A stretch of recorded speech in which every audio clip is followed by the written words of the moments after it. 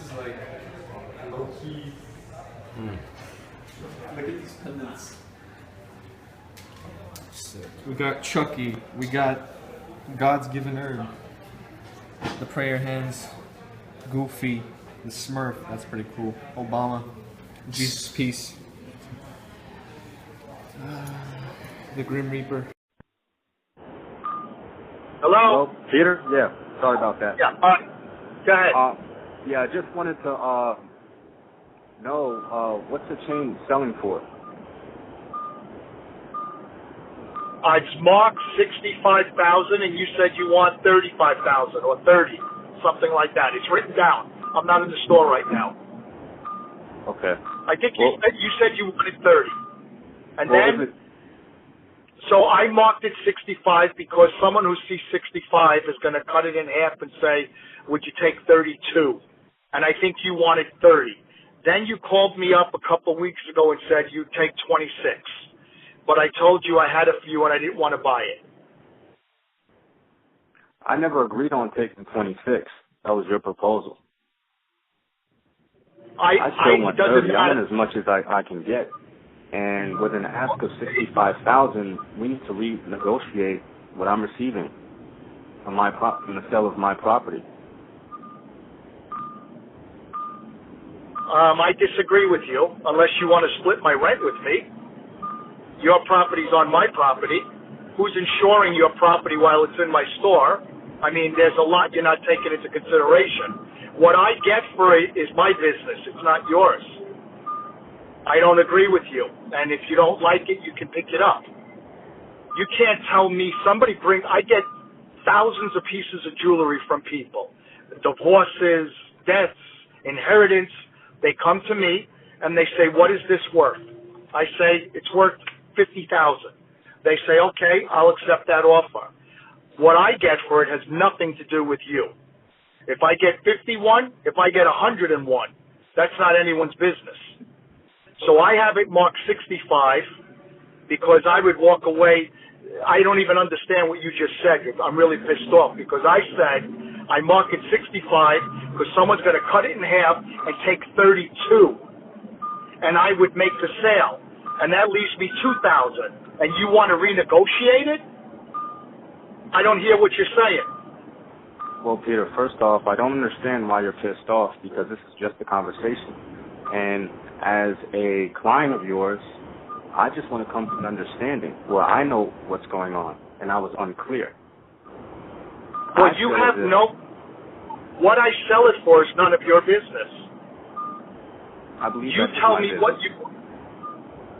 No, it's not. It's a client coming into Pete Marco wanting to buy.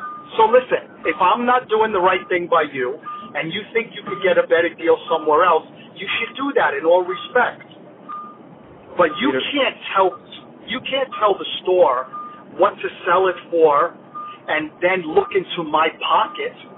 I don't think that's right. Well, I'm not looking into your pocket when the price is advertised as 65,000. That's blatant. And I feel like if it's that high, when I first approached you, I asked you how much could I get for it, and you said, I can only do 30. Well, let's back off. I can buy that chain today for like 24 or 25,000. I could buy it for that. So how can I do an injustice by a client walking into my store and saying, I can't overcharge them because you want to make more money?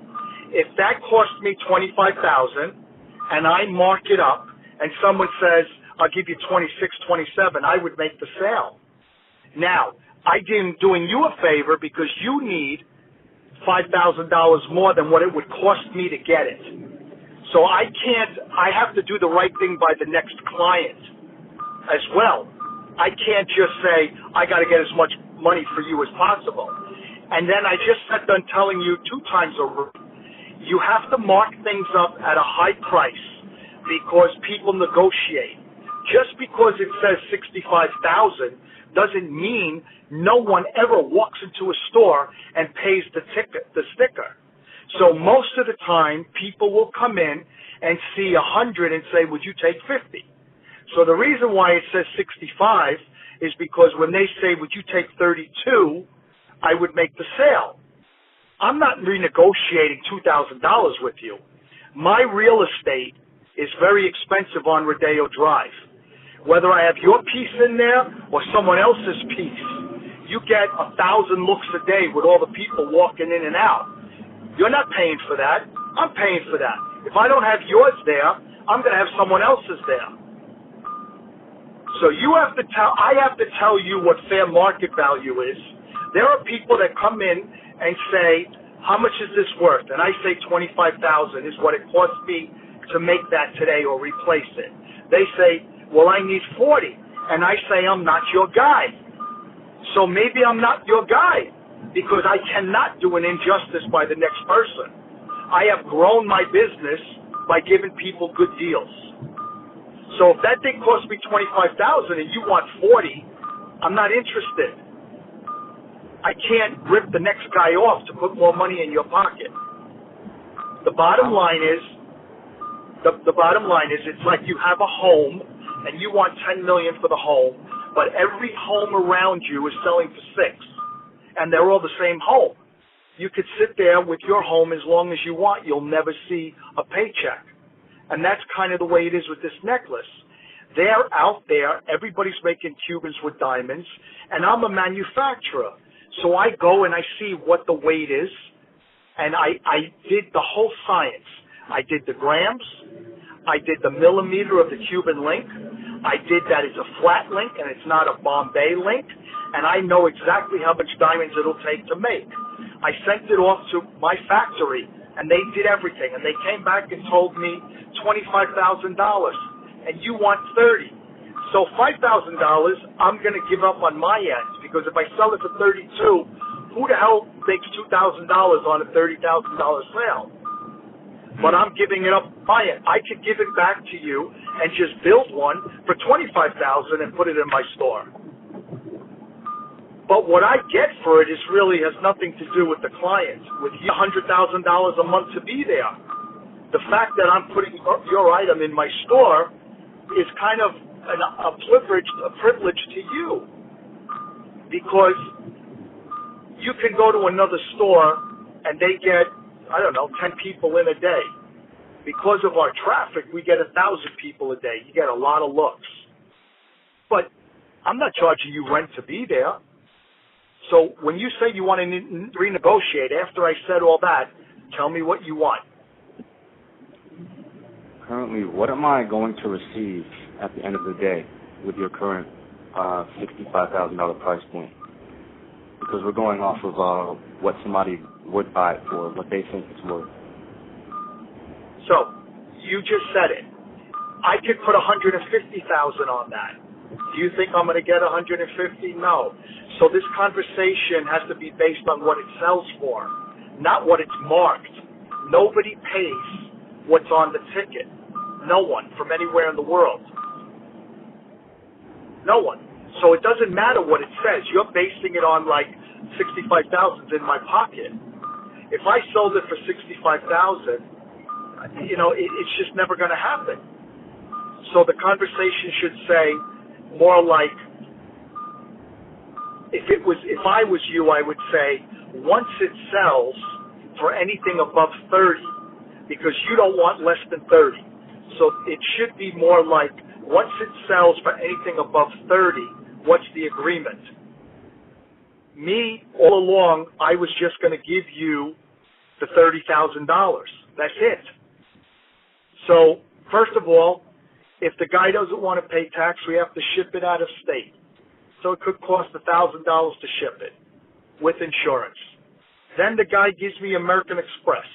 It costs me 4% on the credit card. Are you splitting all this with me? Are you paying for this? Am I coming to you and saying, out of your $30,000, so let's say it's sold for $40,000.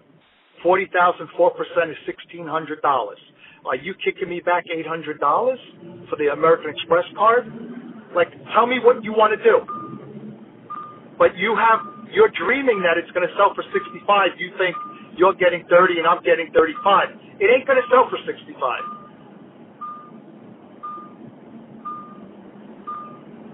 It's only worth probably 25 wholesale. That's what it would cost to make. But you tell me, you're the owner of it. Tell me what you want. And if I want to agree to it, I'll agree to it. And if I don't, I'll say it's not for me.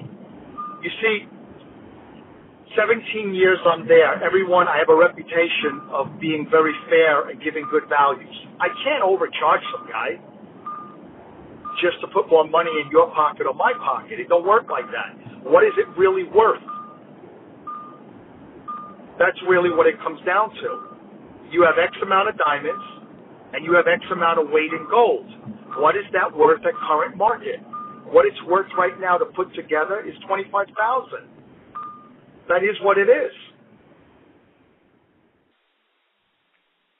But Hey, tell me Peter, what you want to do. Peter, I appreciate you being so transparent.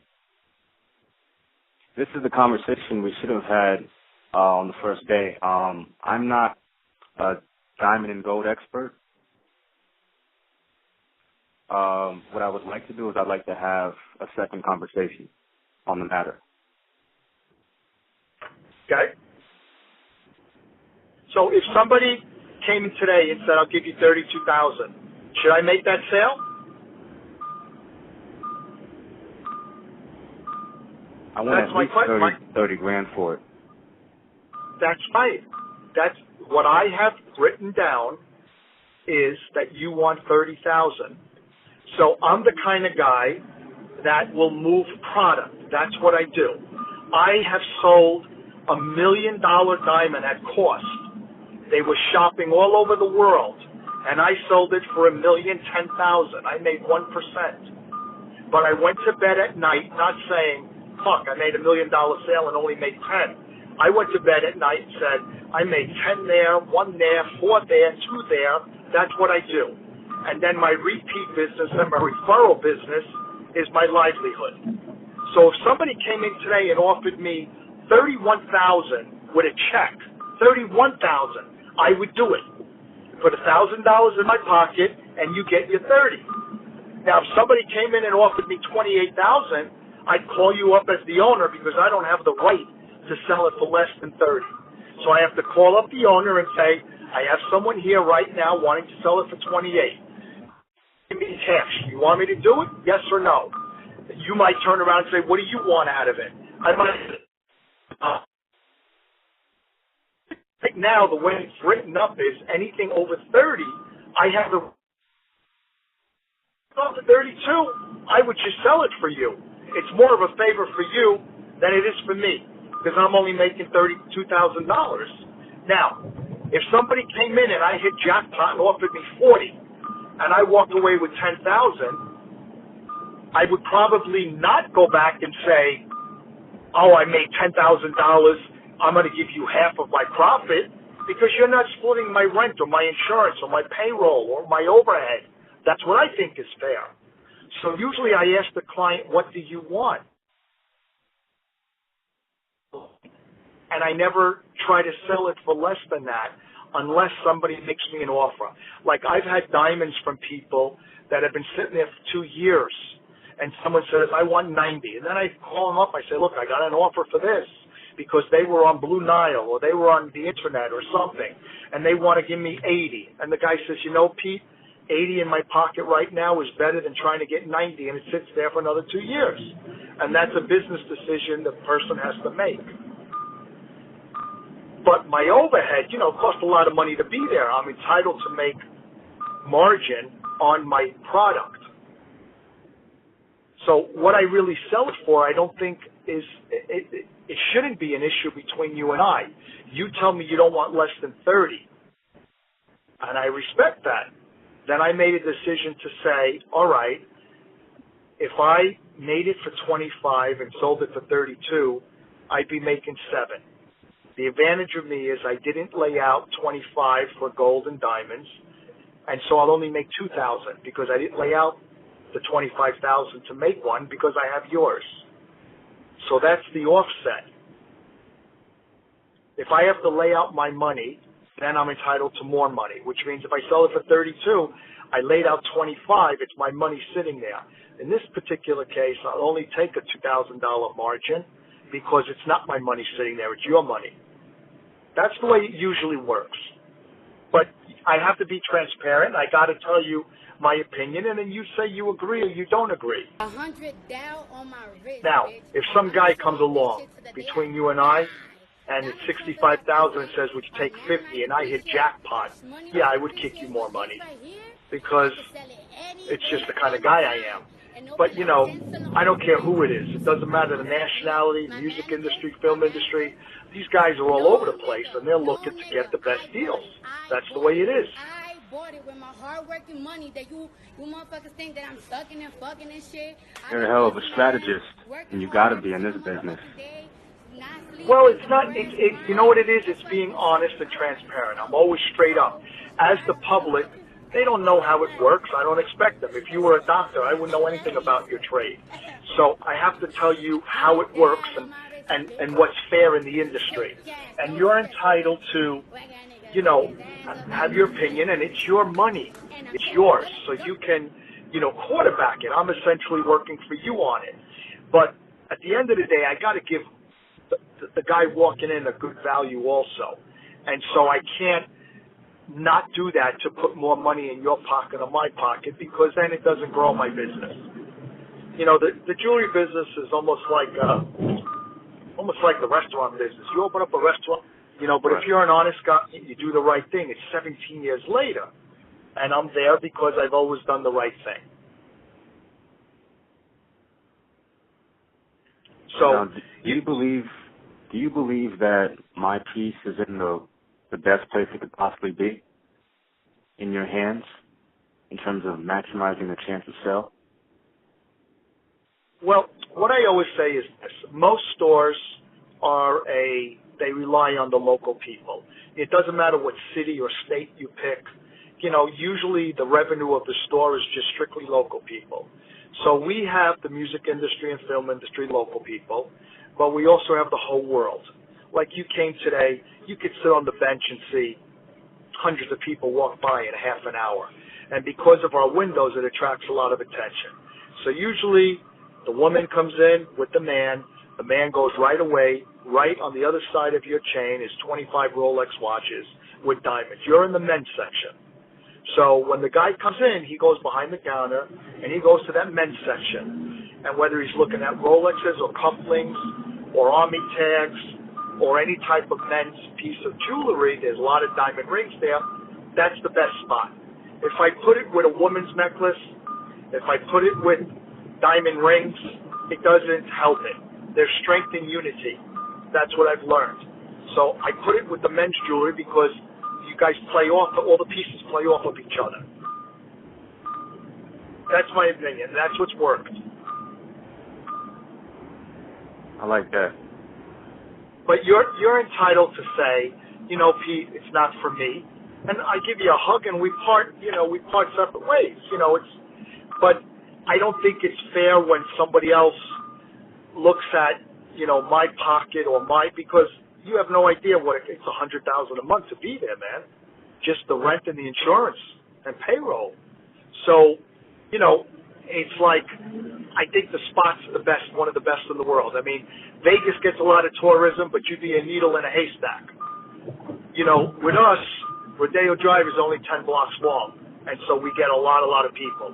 And there's not too many stores that have 25 feet of window space.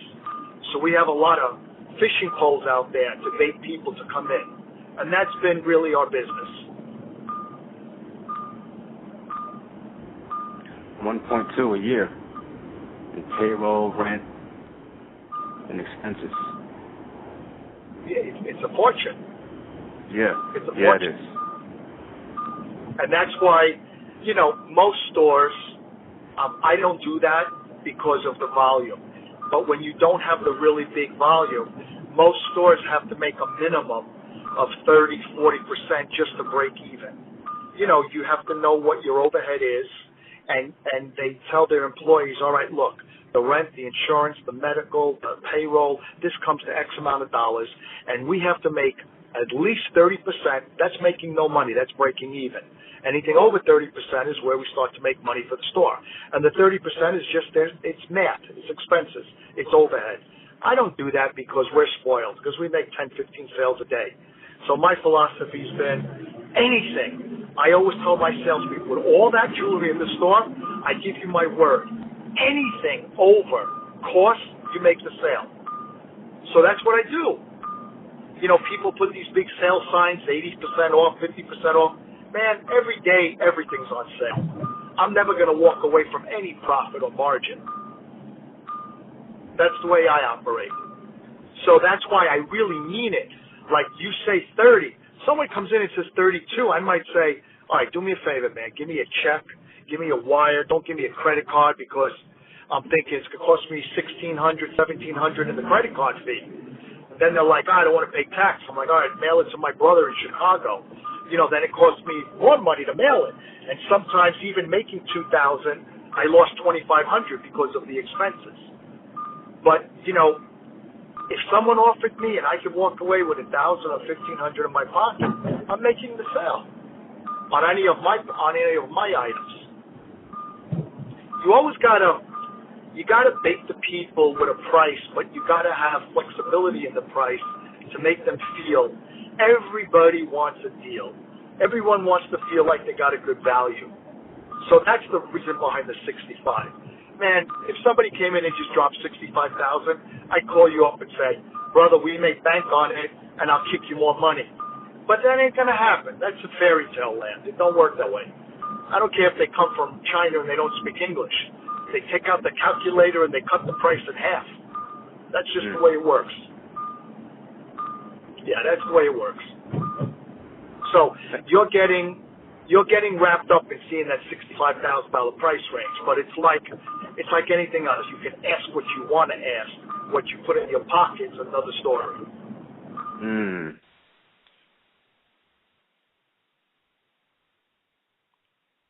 Thank you, Peter. Still there?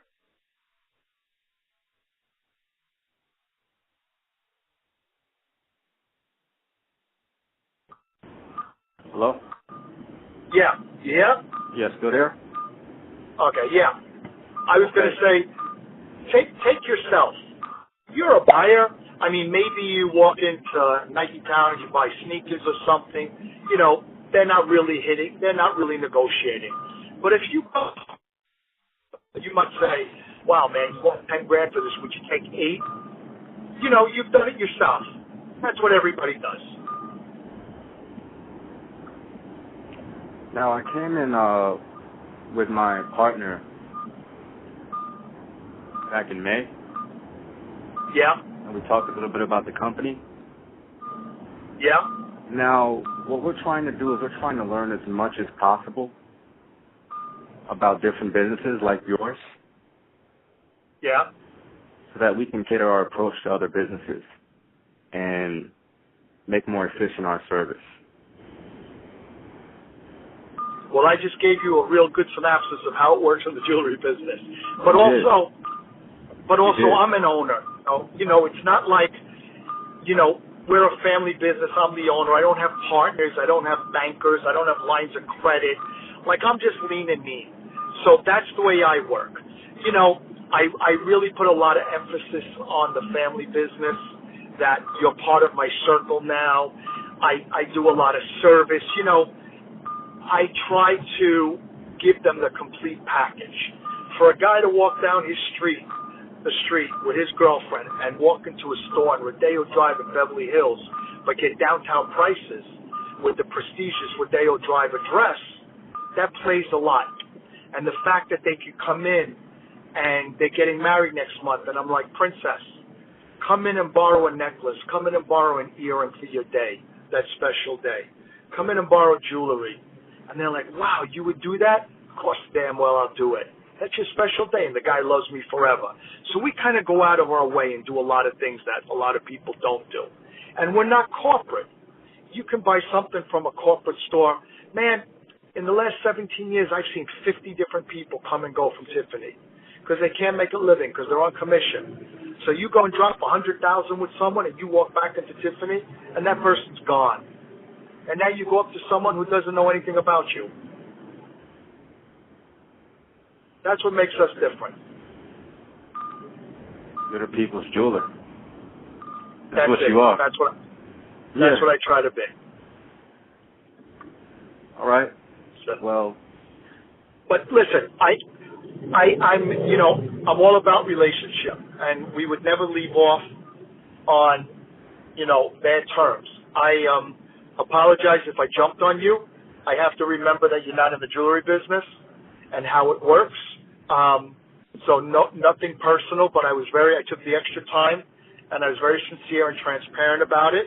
And like I said, if it's not for you, I get it. You know, sometimes it doesn't work, and I give you a hug. I tell you, God bless you, and I'm always here for you. That's the way I would end off. But, you know, if I got a big fat paycheck, I would hit you up and tell you, and do something better than the 30. But it's not gonna work like that, because the Cubans are all over the place, and with the diamonds, they're all over the place, and they're very competitive. Yeah, the first thing they do is, what's the first question that comes out of your mouth? How many grams is it? What's the diamond weight? What are you asking? That's the first thing that comes out. So, but, you know, if we hang up and in 10 minutes or tomorrow you have more questions, just, you know, give me a call. And if you want to pick it up, I give it to you. You know, and if you want to leave it there, we'll leave it there and we'll keep working it. You know, I'm not one, look, you came in unannounced, it's there. I would never sell it and hold on to your money. I don't work that way. You call me, you can come in 50 times a week and you'll see it there. If it's not there, it's because you got paid. You know, I'm very straight up. thank you, Pete. All right, my brother. You take care. We'll keep in touch. We will. Okay. I'm looking forward to you having a window in your time, in your schedule. All right. And you let me know about that ring. I will. Okay. I'll get back to you. Thank you. All right. Take care. Bye-bye. Right. Stay blessed. Bye-bye.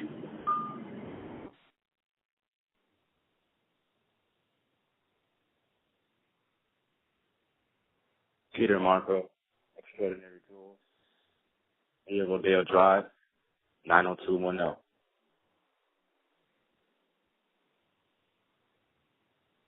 Sunday, October 9th, 2016.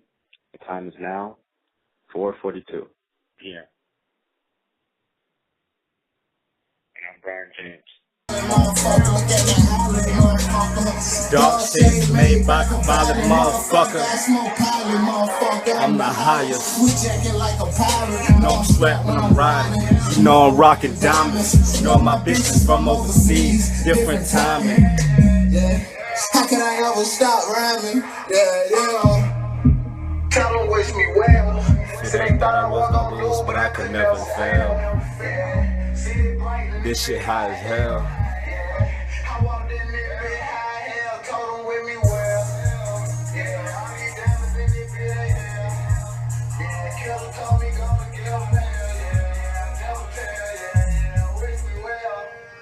She's comfortable. They say you been holding back, I say where you been. Boy, I'm about to give you real rap, there's no cartoon shit. Working with that chopper on my back.